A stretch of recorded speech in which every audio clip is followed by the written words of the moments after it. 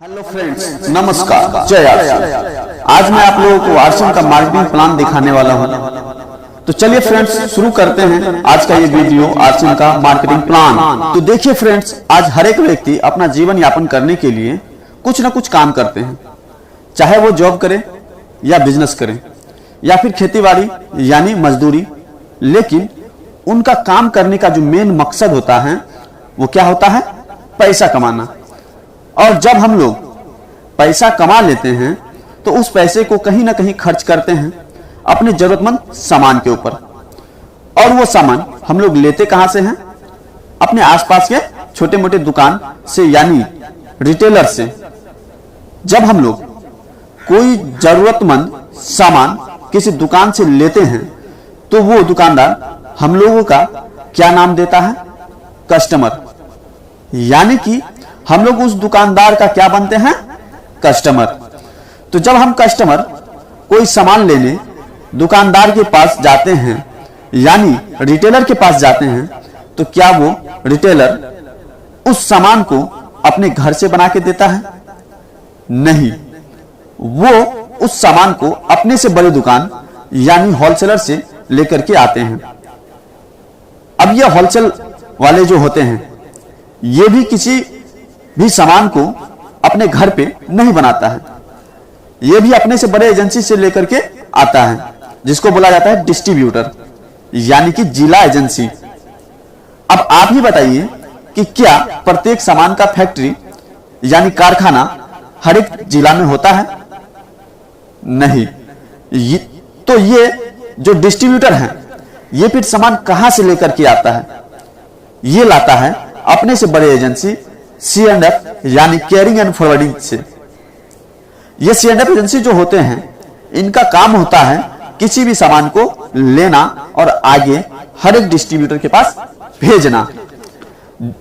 अब ये C&F agency जो होते हैं ये कोई भी सामान को कहां से लेकर के आता है? ये लाते हैं मैन्युफैक्चरिंग कंपनी से। यानी कि कोई भी सामान जो हम लोगों तक पहुंचता है वो कैसे पहुंचता है? तो देखिए, कंपनी में सामान बनने के बाद वहां से C&F एजेंसी लेते हैं और फिर C&F एजेंसी से डिस्ट्रीब्यूटर लेते हैं, उसके बाद डिस्ट्रीब्यूटर से होलसेल वाले लेते हैं, तब जाके होलसेल वाले से रिटेलर यानी छोटे मोटे दुकानदार जो होते हैं वो लेते हैं। उसके बाद हम कस्टमर बन के वो सामान रिटेलर के पास से लेते हैं। इसके बाद भी जो कंपनी होती है वो चुप नहीं बैठती है, वो कस्टमर से डायरेक्ट रिश्ता बनाने के लिए टीवी में प्रचार करवाती है यानी कि ऐड करवाती है। तब जाके कस्टमर को ये पता चलता है कि बाजार में कोई नया सामान आया है और फिर उस सामान को हम लोग खरीदते हैं। तो अब आप लोग एक चीज ये बताइए कि हम लोग अगर MRP रेट पे कोई भी सामान 100 रुपए में खरीदते हैं तो क्या वो सामान कंपनी में 100 रुपए में ही बना होगा? तो नहीं। तो देखिए, कंपनी में जब भी कोई भी सामान बनती है तो बनने के बाद वो सामान MRP रेट से 50% में बिक जाती है। उसके बाद ये C&F वाले जो होते हैं ये करोड़ों रुपए का पूंजी लगा करके बैठे होते हैं, तो ये भी अपना 10% मुनाफा लेती है। और उसके बाद वहां से डिस्ट्रीब्यूटर जो सामान को लेकर के आते हैं ये भी लाखों रुपए का पूंजी लगा के बैठे होते हैं, तो ये अपना 10% मुनाफा लेती है। उसके बाद ये जो होलसेल वाले होते हैं ये भी लाखों रुपए का पूंजी लगाते हैं, तो ये भी अपना पेट के लिए ही बैठे होते हैं, तो ये अपना 10% मुनाफा लेते हैं। उसके बाद वहां से लेकर के आते हैं दुकानदार। अब ये दुकानदार भाई साहब जो होते हैं ये भी अपना भरण पोषण करने के लिए ही दुकान चलाते हैं, तो उसके बाद इनको भी मिलता है 10% का मुनाफा। अब देखिए, ये प्रचार करने वाले जो होते हैं ये कोई आम इंसान या गरीब लोग नहीं होते हैं, ये होते हैं टीवी के स्टार लोग। जो अब आप ही बताइए कि क्या ये लोग जो कोई भी सामान का प्रचार करते हैं तो क्या फ्री में करते होंगे? तो नहीं, ये भी अपना 10% मुनाफा लेती है। उसके बाद अब देखिए 50% कंपनी लिया, 10% सेंडर, 10% डिस्ट्रीब्यूटर, 10% होलसेलर, 10% रिटेलर और 10% ऐड करने वाले। तो इस प्रकार से कस्टमर तक कोई सामान पहुंचते पहुंचते 100% का हो जाता है। तो अब एक चीज ये देखिए कि कंपनी का काम है सामान को बनाना और कस्टमर का काम है सामान का इस्तेमाल करना। तो क्या इन बिचौलियों के पास जो हमारे मेहनत का 50% रुपया जो जाता है, तो ये सही है या गलत? तो ये गलत है, क्योंकि हम लोग इतने मेहनत करने के बाद जब कुछ पैसा कमा करके लाते हैं तो कहीं ना कहीं मार्केट से सामान लेते हैं, तो मानते हैं कि अगर हम 100 रुपए का ही सामान लेते हैं तो हमको मिलता है 50 रुपए का सामान और बाकी का 50 रुपए इन बिचौलियों के घर जाता है। तो मेहनत करें हम और हमारी मेहनत का पैसा खाए कोई और, तो ये गलत है। तो इसलिए इस प्रकार से मार्केटिंग करने का तरीका को कहा जाता है WCM, यानी रॉन्ग कंसेप्ट ऑफ मार्केटिंग, बाजार करने का गलत तरीका। उसके बाद यही चीज डायरेक्ट सेलिंग मेथड में क्या है कि कंपनी पहले से ही सामान बनाती थी और अब भी सामान कंपनी ही बनाएगी, लेकिन अब कंपनी क्या करती है कि सामान को उन बिचौलियों को न देकर डायरेक्ट पीयूसी तक पहुंचाती है, यानी कि पिकअप सेंटर तक पहुंचाती है और वहां से हम लोग डिस्ट्रीब्यूटर बनके डायरेक्ट सामान को लेते हैं। पहले भी सामान कंपनी से 50% में बनकर बिकती थी और अब भी उतना में ही बिकती है। उसके बाद पिकअप सेंटर तक जो सामान को पहुंचाया जाता है तो उसका कैरिंग कॉस्ट है 5%, यानी कि भाड़ा जो होता है वो 5% है।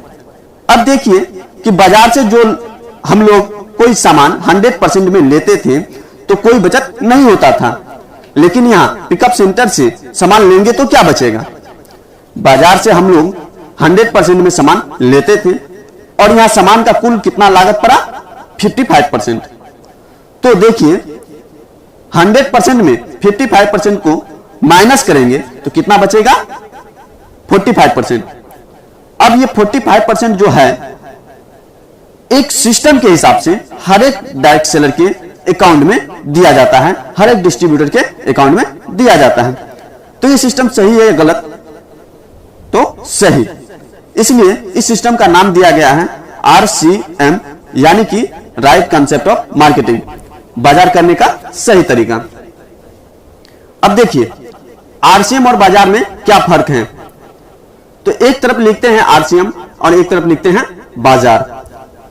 अब देखिए कि RCM से हम लोग कोई भी सामान खरीदते हैं तो हम लोगों को हेल्थ का 100% गारंटी मिलता है, क्योंकि यहां कोई भी सामान जो मिलता है वो 100% ओरिजिनल प्रोडक्ट मिलता है। बाजार में हेल्थ का कोई गारंटी नहीं होता है।